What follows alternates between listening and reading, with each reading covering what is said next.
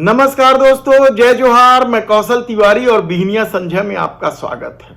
लोकसभा चुनाव में 5 चरणों का मतदान पूरा हो चुका है।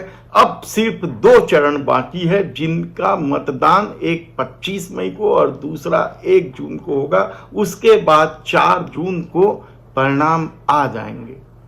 400 पार का दावा करने वाली भारतीय जनता पार्टी क्या सचमुच अब कठिन स्थिति में पहुंच गई है, या 272 के जादुई आंकड़े से बहुत दूर हो गई है? यह सवाल इसलिए उठाया जा रहा है क्योंकि कल तक जिस प्रधानमंत्री के आसरे जीत का दावा किया जा रहा था, क्या वह गड़बड़ा गया है? हालांकि आरएसएस ने अपने मुखपत्र में बहुत पहले कह दिया था कि देश के प्रधानमंत्री नरेंद्र मोदी की छवि बिगड़ चुकी है और इस बिगड़ी हुई छवि के आसरे चुनाव जीतना बेहद मुश्किल है। लेकिन मोदी और शाह की जोड़ी इस बात को कहां स्वीकार करते हैं। और अब जब 5 चरण के मतदान हो चुके हैं, गड़बड़ जो होना था हो चुका है, तब आखिरी 2 चरणों के लिए क्या खंदक की लड़ाई चल रही है। और अब तक जिस मोदी के चेहरे भरोसा था भारतीय जनता पार्टी को, अब वह भी डगमगाने लगा है। यह सवाल हम इसलिए उठा रहे हैं क्योंकि अब बड़ी संख्या में पार्टी के भीतर उन लोगों को नासूर बताकर या तो पार्टी से निष्कासित किया जा रहा है या नोटिस थमाया जा रहा है। महाराष्ट्र से लेके हरियाणा, पंजाब तक क्या सचमुच भारतीय जनता पार्टी के वे नेता अब पार्टी के लिए या देश के प्रधानमंत्री नरेंद्र मोदी के लिए नासूर बन चुके हैं, जिन्हें टिकट नहीं दी गई, जिन्हें किनारे कर दिया गया? चाहे महाराष्ट्र में पूनम महाजन की बात हो या बिहार आते आते जयंत सिन्हा का नाम ले लीजिए, गुड़गांव के भी प्रत्याशी का नाम ले लीजिए, जो इन दिनों भरे मंच से कह रहे हैं कि पार्टी के कार्यकर्ता उनका साथ नहीं दे रहे हैं।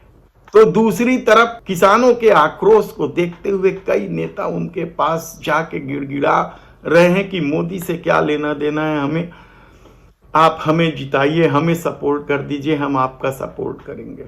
यानी किस तरह की राजनीति, किस तरह का खेल होने लगा है भारतीय जनता पार्टी के भीतर। आप सोच नहीं सकते कि आखिर इन लोगों को नोटिस क्यों दिया जा रहा है जब मोदी ही सक्षम है चुनाव जिताने में।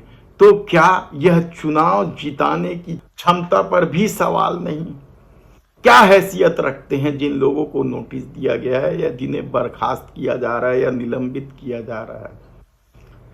हालांकि यह आम तौर पर सामान्य परंपरा होती है, लेकिन पिछले कुछ सालों से जिस तरीके से देश के प्रधानमंत्री नरेंद्र मोदी के चेहरे के आसरे पूरी भाजपा टिक गई है, उसके बाद इस तरह के बगावती तेवर रखने वालों को कोई तवज्जो नहीं दिया जाता था, कोई नोटिस नहीं थमाई जाती थी।